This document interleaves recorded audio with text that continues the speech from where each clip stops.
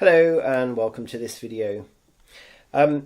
Today's subject is going to be a bit of fun, I think, but with a serious undertone.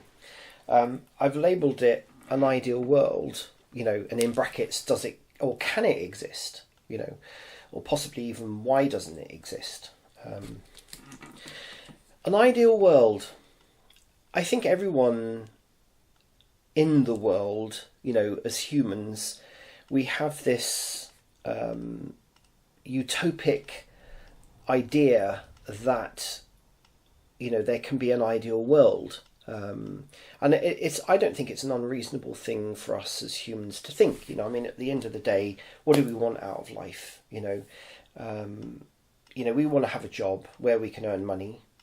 Do we really need money? But anyway, we want to be happy. We want to have a family. We want to do useful things, to feel wanted, to feel loved, to feel that we have a use in society, in the family unit. That we're sort of safe and secure, that we've got a roof over our head, that we've got enough food to eat, water to drink, and be hygienic, and all of those things. There's a whole load of things that we as humans like to have to feel like we're happy.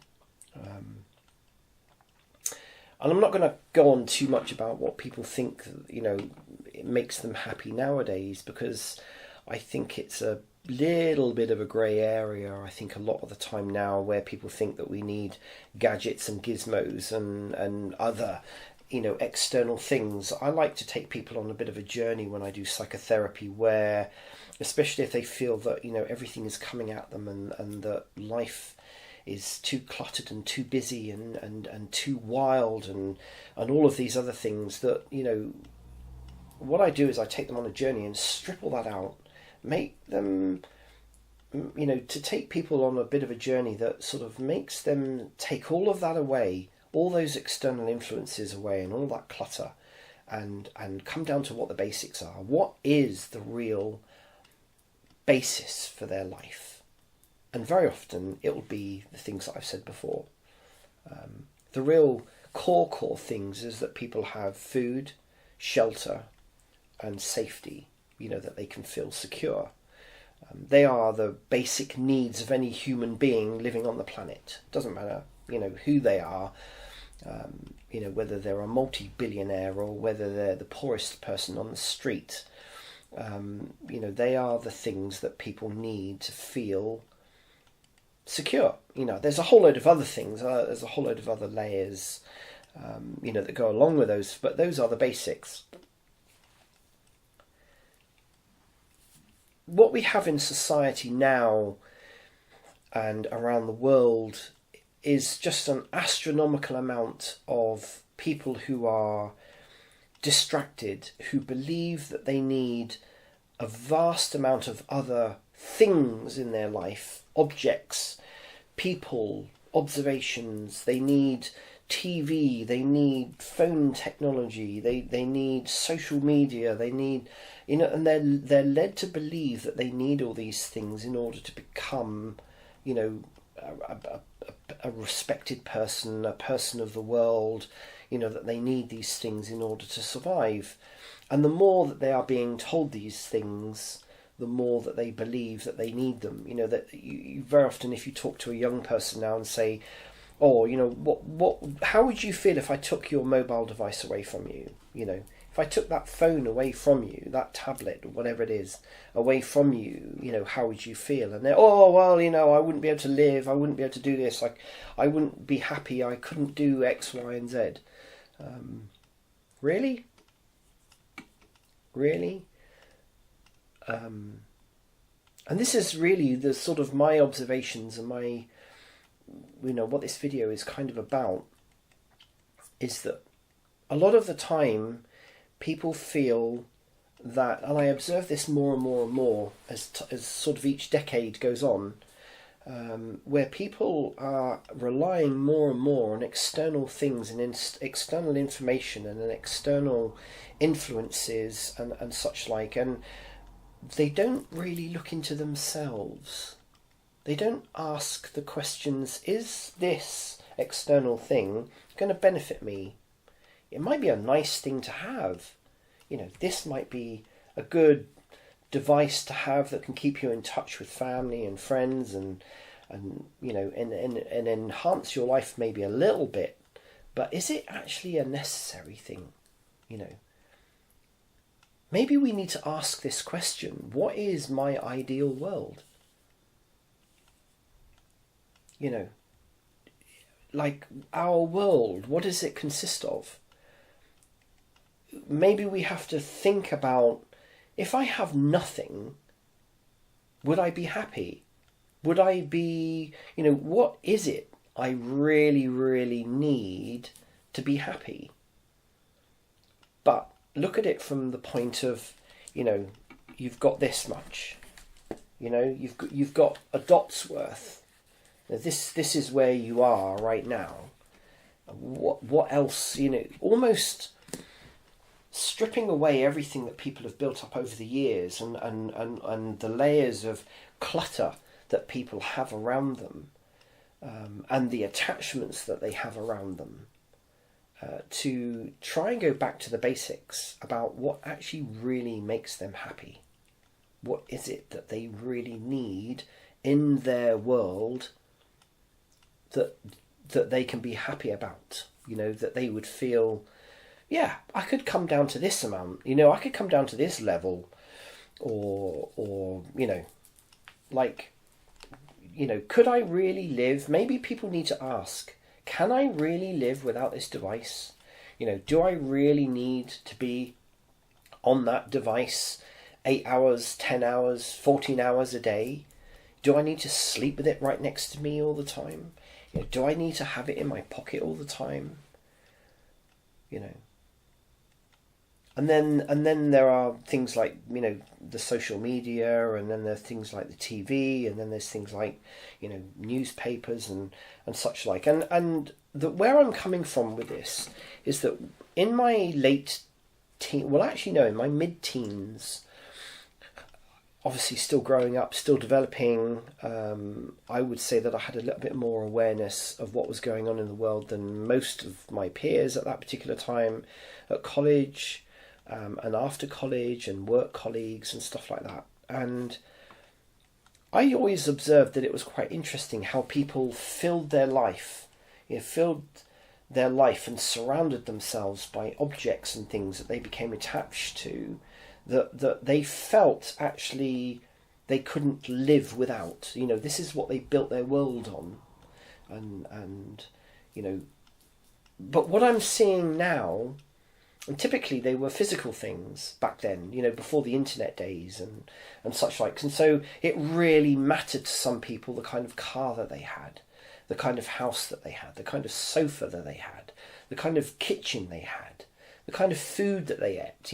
All of these things really, really mattered to an awful lot of people. But behind it all, I could see that they were not really very happy. Now, as technology has come along, we seem to have replaced physical objects with technological objects nowadays. And of course, a lot of young people they are now kind of living on these sort of devices. And this is what's filling up their world. Not only are they brainwashed into thinking that they need to buy designer clothes and they need to buy, X, Y, Z, whatever it is that they feel that they need. They're also being fed and entertained and whatever by, a single solitary device that has become their world. And when they've lost that, they've lost their internet access, they've lost their phone, or it gets stolen or whatever. I mean, it's like their world just collapses in on them, and they feel like they're powerless to do anything about it because they don't know any different. This is the change that I've seen in recent years, is that, young people, and I'm talking sort of, younger than maybe 25, 30 years old, have now become so surrounded by non-physical virtual worlds of what they think is their world, that it can just disappear just like that There is no foundation to anything that they're doing anymore. And I find it really worrying. From a psychological point, it's really, really worrying. Because when these imaginary little worlds and such like disappear from them, they're finding it very, very difficult to cope.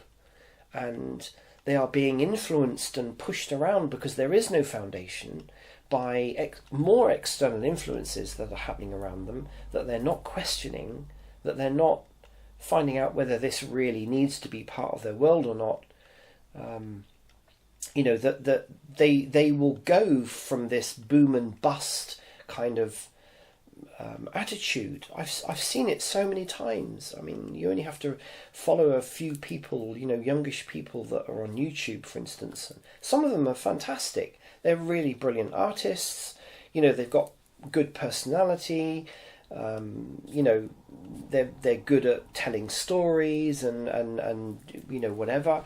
But there is no foundation to them, and so when something bad happens to them, or they are opened up to the truth about something about themselves, it's like they've built their whole life on a bunch of balloons, and all of a sudden somebody comes along and bursts a whole load of their balloons, and all of a sudden they're then bouncing around and or they crash.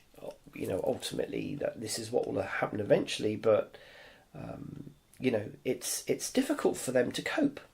It's very, very difficult. And so they then start having and I believe this is where an awful lot of young people's psychological issues are coming from, because these things are that they're trying to build their life on something that doesn't have any foundation. They haven't had the support and the influence and the guidance and such like from parents that should be helping them to build their life on a foundation that's a little bit solid, so that they've got something to fall back on when when they go through life's path. There have been several times in my life where I have had pretty much nothing, or I've had things in my life where life changes have happened for whatever reason, where I've had pretty much everything that I've had in a couple of boxes or some bags, literally. And those kind of circumstances, I believe now, happened to me when I was young, happened to me in my 20s, in my 30s, in my 40s, and they continue to happen because that's the way life is. But I at least had a foundation to fall back on. I actually kind of learned the truth about myself, my capabilities, where I come from, what I'm capable of, and such like. And that I don't actually really need to rely on external influences and forces and such like in order for me to be happy, in order for me to live my life. And rebuild my life when things come crashing down, as they have done, fortunately, long time ago now. But when that's happened, people used to say to me, "Oh, I don't know how you cope, going through divorce or losing a good job, or having to move out of one place and moving into another one, or going from one town to another town, or moving from one country to another country, and all of these things." And I guess in a way, without blowing my own trumpet too much, I kind of had a foundation in which I could fall back on, that I just used to keep feeling, well, that's my safety, I may have hit rock bottom, but at least I'm comfortable there, and I'm happy there, and I know deep inside that all I have to do is to rebuild these things up again. Not built on balloons, but built on bricks, Things do get destroyed, things do deteriorate, but as long as you've got a good foundation, then things are always going to, go down to rock bottom, and then you have to start all over again. But at least you've got something to build on. And this is what I feel is happening in today's society, in today's world, where young people are growing up in a society, in a world where everything is built on sand. It's built on balloons. there is nothing for them to build up on until there is a massive crisis in their life, whether they're young or whether they get older, where they have to kind of start from scratch at quite an older age, rather than them building up their life from kind of 9-10 years old, or their teenage years, where they can build their own identity, they can build their life, they can build their ideal world, and know where they stand. They're not getting that. These young people are not getting that. And I'm seeing it more and more and more, where young people are not able to cope. They have got deep psychological problems. I mean, these things are coming out more and more and more now on platforms like YouTube and on Facebook, where young people are actually talking about these things, and you can actually witness them going through these changes and such like over a period of time online, whether they realise that that's what's happening or not. And so it's really interesting to observe what people, how people make their ideal world.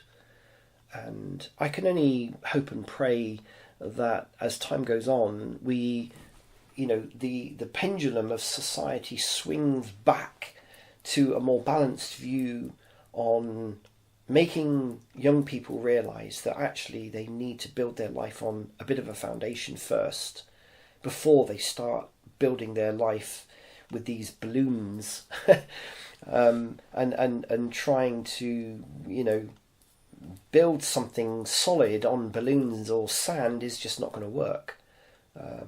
It has to be built on a good foundation, something that they can fall back on in later years, because life throws things at you all the time. It doesn't matter how an ideal world you think you are in, whether it's financially stable or what, something always happens. Something always happens. It's either to do with your health, it's either to do with your job, it's either to do with your relationships, it's either to do with your, work, your family, relatives, friends, relations, whatever it is. Something always happens that knocks you back, that's unexpected, that you couldn't foresee was going to happen. And so therefore you need a firm foundation that you can actually fall back on and rely on, and then build up again. If it's that devastating. Of course there's different levels to a lot of these things, but if it's so life-changing that it knocks you back to your foundations, you're not going to go very far if you're trying to build up on sand or balloons. And so, another video about an observation of, related to sort of a psychological aspect to how people perceive their ideal world. Is it possible? I do believe it is possible. In simplistic terms, I think an ideal world is where you feel happy with as less as possible. I think it's almost a challenge to just think, well, I'm not going to watch TV, I'm not going to read the newspapers, I'm not going to do this, I'm not going to do that, I'm not going to, interact on social media, I'm going to cut down on what I think makes me happy, maybe explore different areas, think about the worst disaster that could happen. What if you lost everything and you are out on the street? Where would you even go? Ask the question. What would you do if you lost everything in your life? You had next to nothing.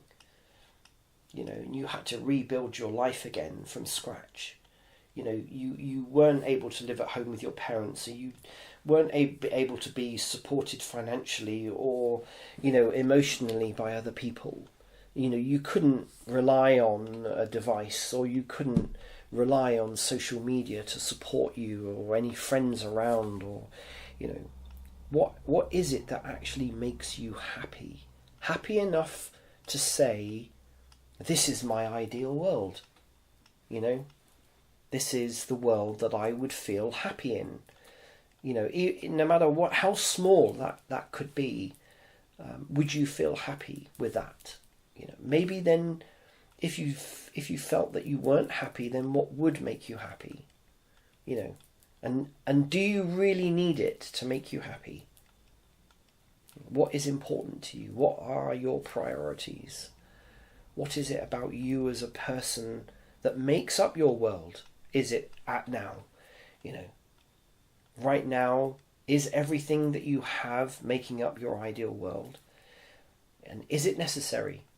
You know, just a thought, just a different way of looking at things, and hopefully it will get you thinking about things slightly different. I mean, this is what I enjoy about psychology in general, about talking to psychology, you know, talking about psychological things with other people.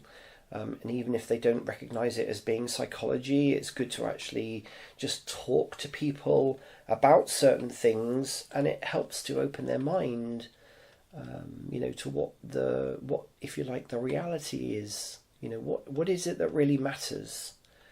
What is it that makes their world,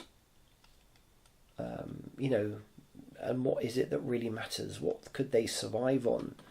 What would be the minimum that they could survive on to be happy, or to feel, you know, that security and such like? And of course, it'll be different for everybody. It'll be absolutely different for everybody. And that's the other interesting thing to observe, is that where I would feel happy with certain things, and I think that that's enough, you know, that could be the minimum, or this is what I need in order to feel happy in my world. To someone else, they would think, well, that's nothing, or, well, you know, that's way too much. It doesn't really matter, because it matters to you as a person. As always, it matters to you as a person. So, thank you very much for watching this video. I hope you found it useful, interesting, thought-provoking, different way of looking at things. And I look forward to sharing some more insights with you, and more topics with you in the future. Take care.